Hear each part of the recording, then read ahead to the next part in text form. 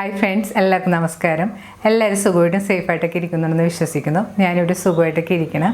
ഇപ്പോൾ നമുക്കറിയാം, ഒരു വല്ലാത്ത അവസ്ഥയിലൂടെ നമ്മൾ പോയിക്കൊണ്ടിരിക്കുന്നത്. ലോക്ക്ഡൗൺ, കൊറോണ, അതുകൂടാതെ തന്നെ പെട്ടെന്ന് വന്ന മഴയും കാറ്റും പ്രകൃതിക്ഷോഭവും കടലാക്രമണം കൊണ്ട് നമ്മൾ വല്ലാത്തൊരവസ്ഥയിലാണ് കേരളം പോയിക്കൊണ്ടിരിക്കുന്നത്. അപ്പോൾ എല്ലാവരും സേഫായിട്ടൊക്കെ ഇരിക്കുക. അതെല്ലാം പെട്ടെന്ന് മാറാൻ വേണ്ടി നമുക്ക് ഈശ്വരനോട് പ്രാർത്ഥിക്കാം. എല്ലാം ശരിയാകും, പെട്ടെന്ന് മാറുമെന്ന് നമുക്ക് വിശ്വസിക്കാം. അപ്പോൾ എല്ലാവരും സേഫായിട്ടൊക്കെ ഇരിക്കുക. അപ്പോൾ ഞാനും അധികം പുറത്തൊന്നും പോകാറില്ല. വീട്ടിൽ തന്നെയുള്ള ഇൻഗ്രീഡിയൻസൊക്കെ വെച്ചിട്ടാണ് ഇപ്പോൾ നമ്മളെല്ലാം കുക്കിങ്ങൊക്കെ ചെയ്യുന്നത്. അപ്പോൾ ഞാനിത് ചെയ്ത് കാണിക്കുന്നത് ഒരു പപ്പടക്കറിയാണ്. വളരെ ടേസ്റ്റി ആയിട്ടുള്ളൊരു റെസിപ്പിയാണ്. തേങ്ങ വറുക്കാതെ ഈ കറി ഉണ്ടാക്കാൻ പറ്റുന്നതാണ്. അപ്പോൾ ഞാൻ തേങ്ങ വറുത്തിട്ട് ഉണ്ടാക്കുന്നത് ഒരു ഇറച്ചിക്കറിയുടെയൊക്കെ ടേസ്റ്റ് ചെയ്യാൻ പറ്റുന്ന ഒരു കറിയാണ്. നല്ല ടേസ്റ്റി ആയിട്ടുള്ള റെസിപ്പിയാണ്. അപ്പോൾ നിങ്ങളൊന്ന് ട്രൈ ചെയ്ത് നോക്കിയിട്ട് നിങ്ങളുടെ അഭിപ്രായം കമൻറ്റ് ബോക്സിൽ മറക്കരുത്. നിങ്ങളുടെ ഫ്രണ്ട്സായിട്ടൊക്കെ ഷെയർ ചെയ്യുക. അപ്പോൾ നമുക്ക് ഈ കറി ഉണ്ടാക്കാൻ തുടങ്ങാം.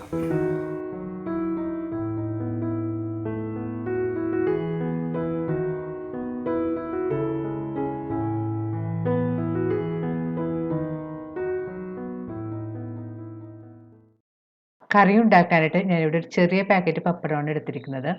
ഇതിലൊരു 12 പപ്പടം കാണും. ഇനി നമുക്കിതൊന്ന് കട്ട് ചെയ്തെടുക്കണം. ഓരോ പപ്പടം ഇതുപോലെ കയ്യിലെടുത്തതിന് ശേഷം നമുക്കിതുപോലെ ചുരുട്ടിയെടുക്കാം. പപ്പടം ചുരുട്ടിയെടുത്തതിന് ശേഷം ഒന്ന് കൈകൊണ്ട് അമർത്തി പ്രസ് ചെയ്ത് കൊടുക്കണം. കറി ഉണ്ടാക്കുന്ന പപ്പടം നല്ല ഫ്രഷ് ആയിട്ടുള്ളതായിരിക്കണം. കൂടുതൽ പഴകിയ പപ്പടം വെച്ചിട്ട് കറി ഉണ്ടാക്കിയിട്ടുണ്ടെങ്കിൽ അത്ര ടേസ്റ്റ് കാണില്ല. എല്ലാ പപ്പടവും നമുക്ക് ഇതുപോലെ തന്നെ ചുരുട്ടിയെടുക്കാം. ചുരുട്ടിയെടുത്ത പപ്പടം നമുക്ക് ഇതുപോലെ ചെറിയ കഷ്ണങ്ങളായിട്ട് മുറിച്ചെടുക്കണം. നമുക്ക് കത്തി വെച്ച് കട്ട് ചെയ്തെടുക്കാൻ ബുദ്ധിമുട്ടാണെങ്കിൽ ഇതുപോലെ കത്രിക വെച്ചിട്ട് കട്ട് ചെയ്തെടുത്താലും മതി.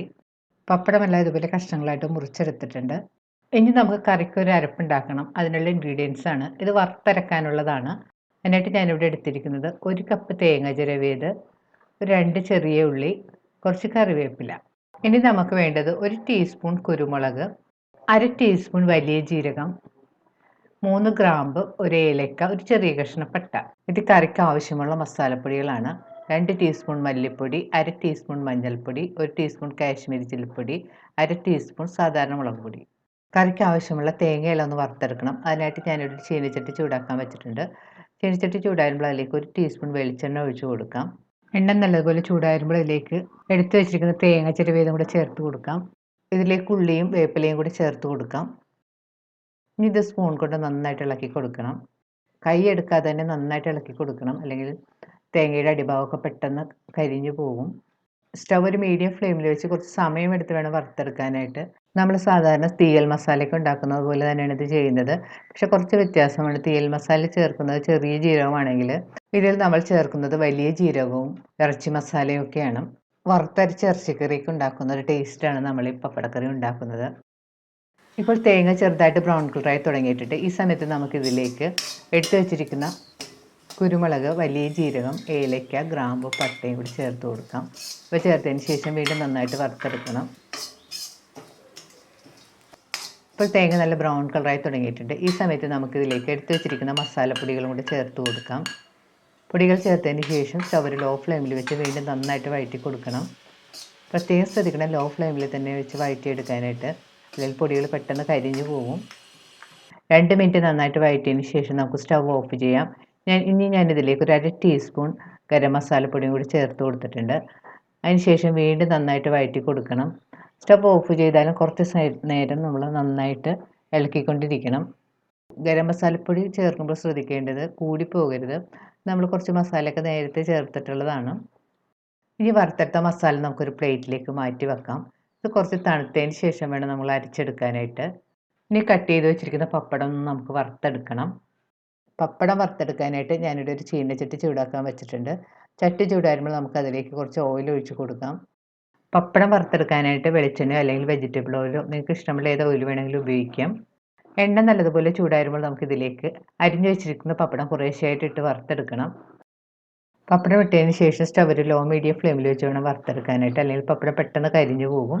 പപ്പടം നമ്മൾ ഉരുട്ടിയെടുത്തിരിക്കുന്നത് കാരണം പപ്പടം ഫ്രൈ ആയി വരാനായിട്ട് കുറച്ച് സമയമെടുക്കും. അപ്പോൾ ലോ മീഡിയം തന്നെ വെച്ച് വറുത്തെടുക്കാൻ ശ്രദ്ധിക്കുക. ഇപ്പോൾ പപ്പടം ഫ്രൈ ആയി ചെറുതായിട്ട് കളറെല്ലാം മാറി തുടങ്ങിയിട്ടുണ്ട്. ഈ സമയത്ത് നമുക്കിത് കോരി മാറ്റാം. ബാക്കിയുള്ള എല്ലാ പപ്പടവും നമുക്കിതുപോലെ തന്നെ വറുത്തെടുക്കാം. വറുത്ത് വെച്ചിരിക്കുന്ന മസാലയുടെ ചൂടെല്ലാം കുറഞ്ഞു വന്നിട്ടുണ്ട്. ഈ സമയത്ത് നമുക്കിത് മിക്സിയുടെ ഒരു ചെറിയ ജാറിലേക്ക് ഇട്ട് കൊടുക്കാം. ഇത് അരച്ചെടുക്കാനായിട്ട് നമ്മൾ പ്രത്യേകിച്ച് വെള്ളമൊന്നും ചേർക്കേണ്ട ആവശ്യമില്ല. അല്ലാതെ തന്നെ നമുക്ക് നന്നായിട്ട് അരച്ചെടുക്കാൻ പറ്റും. ഇനി മിക്സി മൂടി ഇതൊന്ന് നന്നായിട്ട് അരച്ചെടുക്കാം. ഇപ്പോൾ മസാല ഈ കാണുന്ന പോലെ നന്നായിട്ട് അരച്ചെടുത്തിട്ടുണ്ട്. നല്ല ഫൈൻ പേസ്റ്റായിട്ട് നമുക്ക് ഒട്ടും വെള്ളം ചേർക്കാതെ തന്നെ അരച്ചെടുക്കാൻ പറ്റും. ഇനി നമുക്ക് കറി താളിക്കാനായിട്ട് കുറച്ച് ഇൻഗ്രീഡിയൻസും കൂടെ വേണം. അതിനായിട്ട് ആവശ്യമുള്ളത് കറിവേപ്പില, ചെറിയ ഉള്ളി അരിഞ്ഞത്, 2 പച്ചമുളക് നീളത്തിൽ കീറിയത്, ഒരു ചെറിയ സവാള ചോപ്പ് ചെയ്തത്. കറി ഉണ്ടാക്കാനായിട്ട് ഞാനിവിടെ ഒരു ചീനച്ചട്ടി ചൂടാക്കാൻ വെച്ചിട്ടുണ്ട്.